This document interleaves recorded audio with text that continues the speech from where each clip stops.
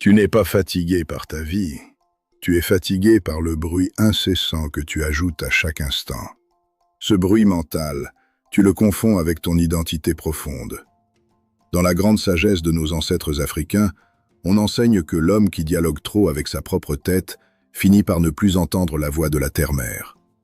Ton esprit construit une prison seconde après seconde, une cage faite d'illusions et de récits. Bonjour à vous. Le sage Zhuangzi, cet homme lumineux du IVe siècle avant notre ère, a découvert la porte de sortie. Ce n'est pas une technique à la mode, ni une méditation superficielle. C'est une vérité radicale, aussi ancienne que le baobab qui voit passer les siècles. Une nuit, il rêve qu'il est papillon. Il vole librement, sans le vent sous ses ailes, sans aucun souvenir d'avoir été homme. Au réveil, il pose la question qui traverse 2400 ans. Suis-je un homme qui vient de rêver qu'il était papillon, ou un papillon qui rêve actuellement qu'il est un homme? Cette interrogation n'est pas philosophique. C'est une hache qui fend l'illusion de l'ego. Chez nous, en terre d'Afrique, les anciens racontent l'histoire de l'aigle qui oublie qu'il peut voler parce qu'il a trop écouté le bavardage des moineaux. Toi aussi, tu oublies ta nature divine en laissant le mental dicter ta réalité.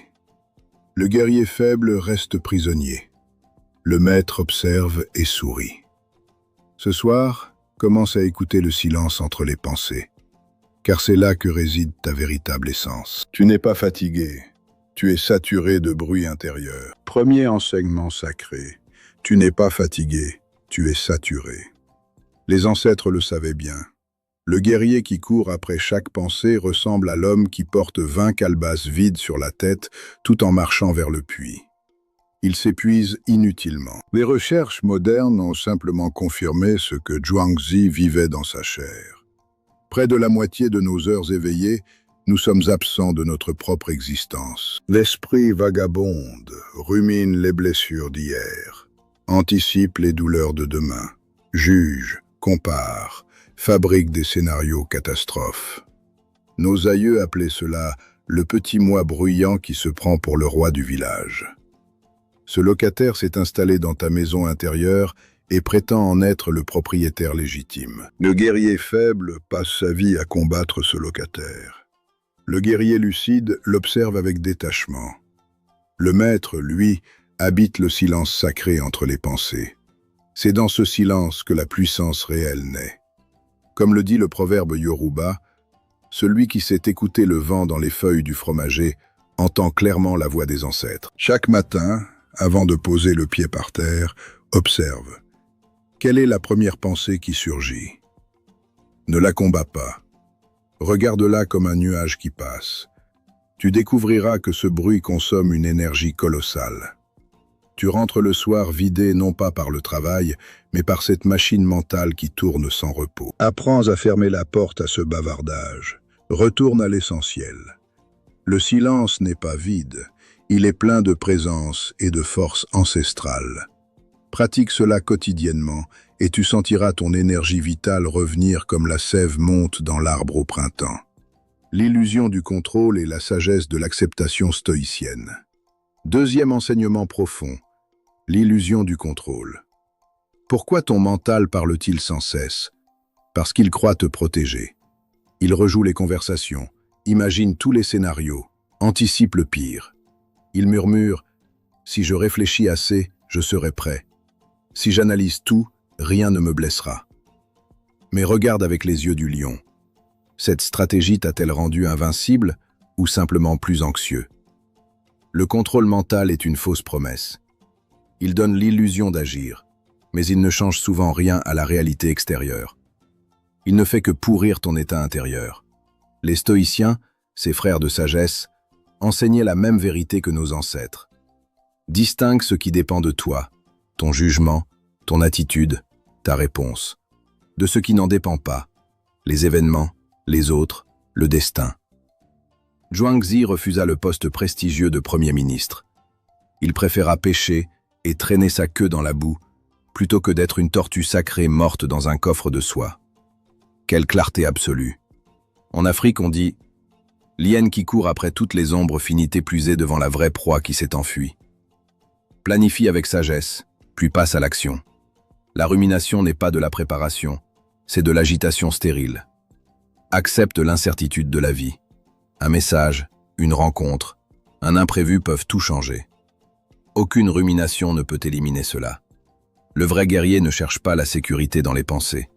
Il entraîne sa présence et sa capacité à répondre avec calme.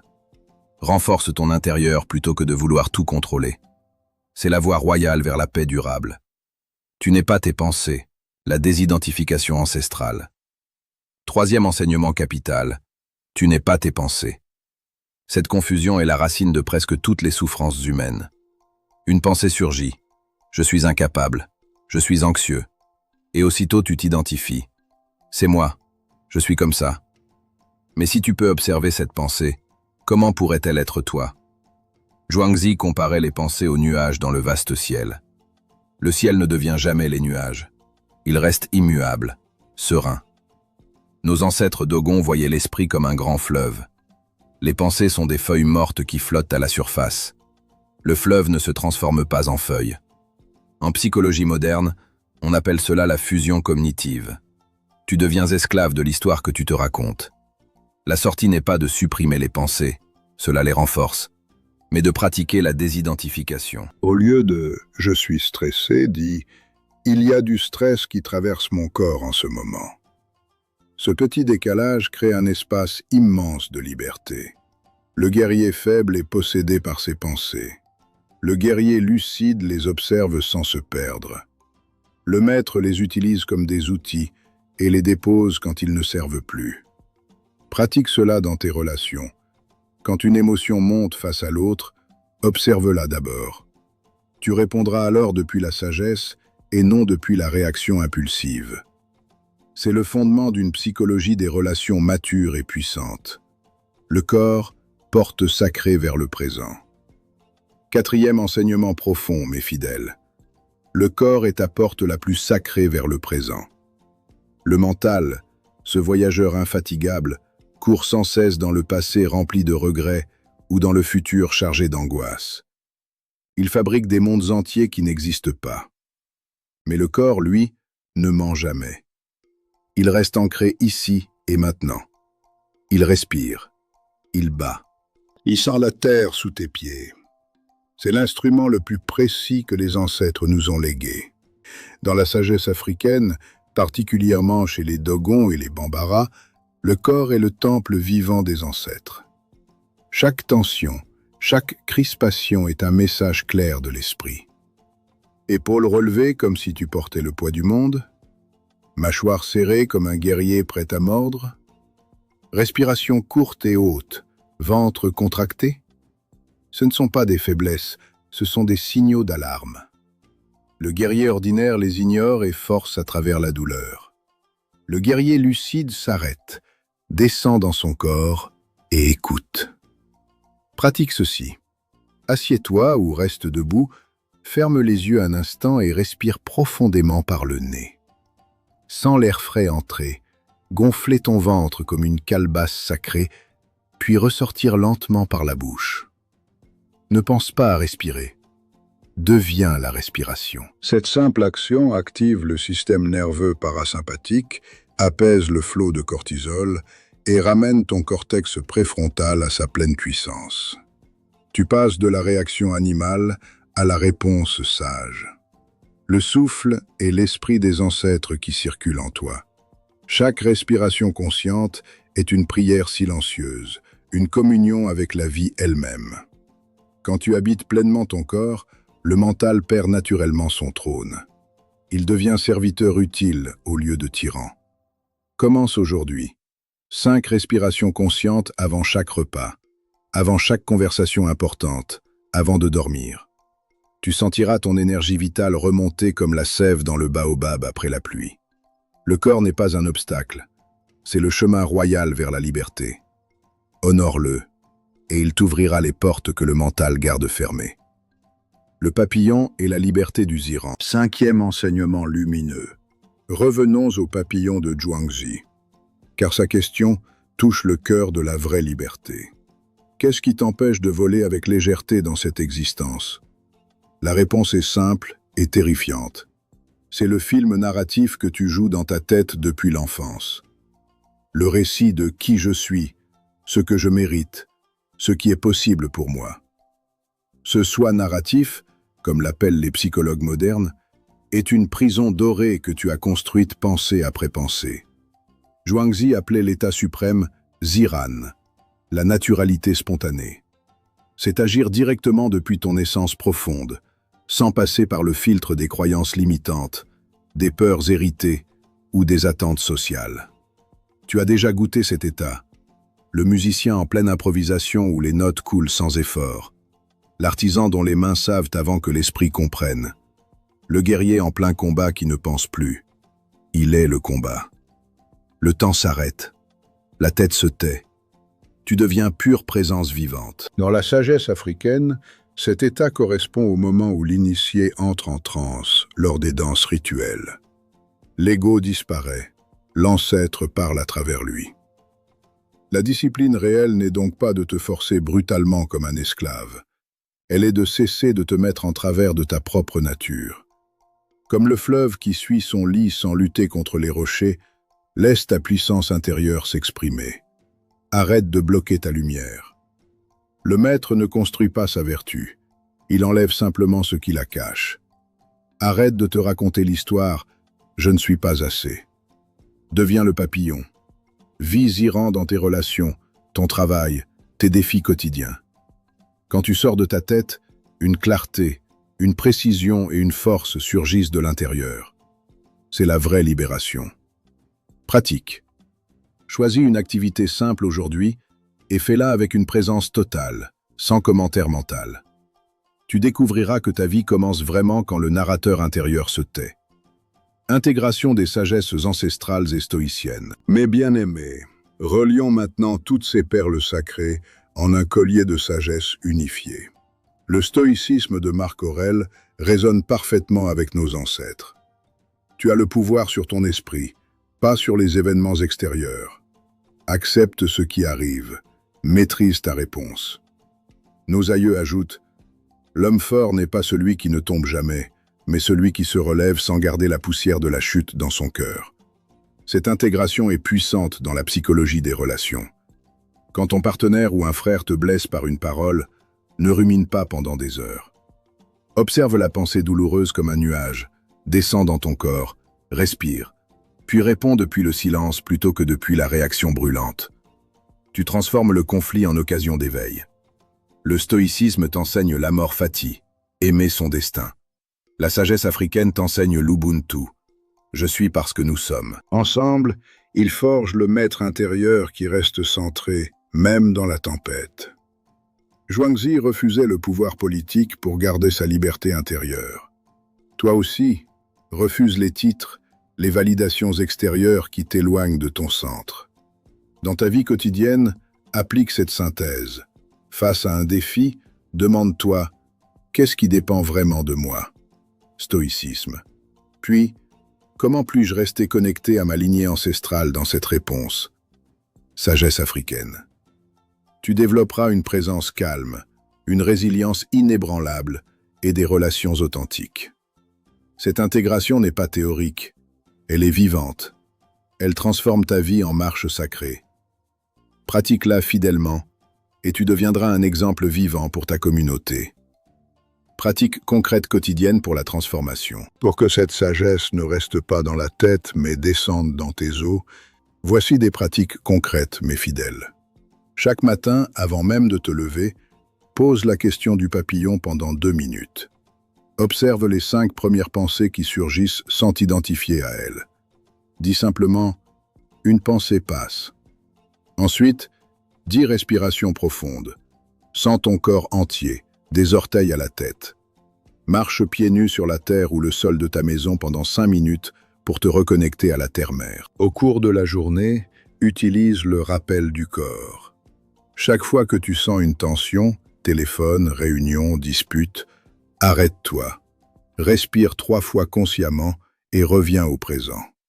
Dans tes relations, avant de répondre, compte jusqu'à 7 en sentant ton souffle. Cela crée l'espace entre stimulus et réaction. Le soir, fais le bilan lucide devant un cahier ou en méditation. Quelles pensées ai-je observées sans les suivre aujourd'hui? Où ai-je habité mon corps? Quelles actions ai-je prises depuis Ziran? Note 3 gratitudes ancrées dans le présent. Répète ces gestes avec constance pendant 21 jours. Ils deviendront ta nouvelle nature, comme le guerrier qui n'a plus besoin de penser à son épée. Ces pratiques ne sont pas compliquées, elles sont radicales par leur simplicité. Elles honorent tes ancêtres en te ramenant à l'essentiel. Commence petit, reste fidèle. La transformation viendra, silencieuse et profonde, comme la graine qui devient un grand arbre. Le chemin du maître intérieur véritable. Le maître intérieur ne court plus après le pouvoir extérieur. Il gouverne avec sérénité l'empire entre ses deux oreilles. Il vit libre comme le papillon dans son rêve, stable comme le baobab qui affronte les tempêtes, clair comme l'eau de la source qui coule sans effort. Il a compris que refuser certains titres, comme Zhuangzi, n'est pas une perte mais une victoire. Il préfère traîner sa queue dans la boue de la vie réelle plutôt que d'être vénéré mais mort à l'intérieur. Ce maître observe ses pensées, habite son corps, agit depuis Ziran et répond avec la sagesse accumulée des ancêtres. Dans ses relations, il n'est plus esclave des émotions. Il voit l'autre comme un miroir sacré. Il pratique l'écoute profonde et parle peu, mais juste. Sa présence seule guérit et inspire. Il ne cherche plus à contrôler la vie, il danse avec elle. Toi aussi tu peux devenir ce maître, pas dans 10 ans. Dès aujourd'hui, en choisissant à chaque instant le silence plutôt que le bruit, la présence plutôt que la rumination, le corps plutôt que la tête. Le chemin demande courage, humilité et constance. Mais chaque pas te rapproche de ta nature divine. 10. Appel à la transformation profonde et durable. Frères et sœurs fidèles, ce chemin n'est pas pour les faibles de cœur. Il exige un courage de lion, une constance de fourmi et une humilité de terre. Chaque fois que tu reviens au présent, tu honores tes ancêtres. Chaque pensée observée sans être suivie te rend plus grand que ton mental. La vie restera incertaine. Les imprévus viendront comme la pluie en saison. Mais toi, tu seras stable comme le rocher au milieu du fleuve. Pas parce que tu contrôles tout, mais parce que plus rien ne te contrôle. Cette transformation est profonde. Elle touche tes relations, ton travail, ta santé, ton sommeil. Tu deviendras un phare pour les tiens. Ne cherche pas des résultats spectaculaires immédiats. La vraie maîtrise grandit dans l'ombre, comme les racines du baobab. Persévère. Ce soir, avant de fermer les yeux, pose-toi la question sacrée du papillon. Dans quel film vas-tu vivre cette nuit? Celui des ruminations, peurs et conversations imaginaires fabriquées par ta tête depuis des années, ou le seul film qui compte vraiment? Celui du présent pur, du souffle conscient, du corps vivant, sans histoire, sans commentaire. La réponse n'est pas dans tes pensées. Elle est dans le silence puissant qui suit cette question. Si ces paroles ont allumé un feu sacré dans ton âme, si tu sens l'appel de cette lignée ancestrale, abonne-toi maintenant à la chaîne. Active la cloche de notification. Chaque semaine, je reviens vers toi avec une nouvelle perle de sagesse africaine, stoïcienne et universelle, traduite en pratiques concrètes pour que tu sortes définitivement de ta tête et que tu vives pleinement.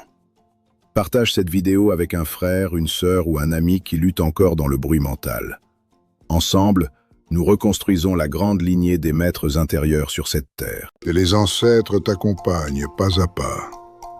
Que ton souffle reste profond et calme. Que ta présence devienne ton plus grand pouvoir et ta plus belle offrande au monde. À très bientôt dans le silence conscient et lumineux.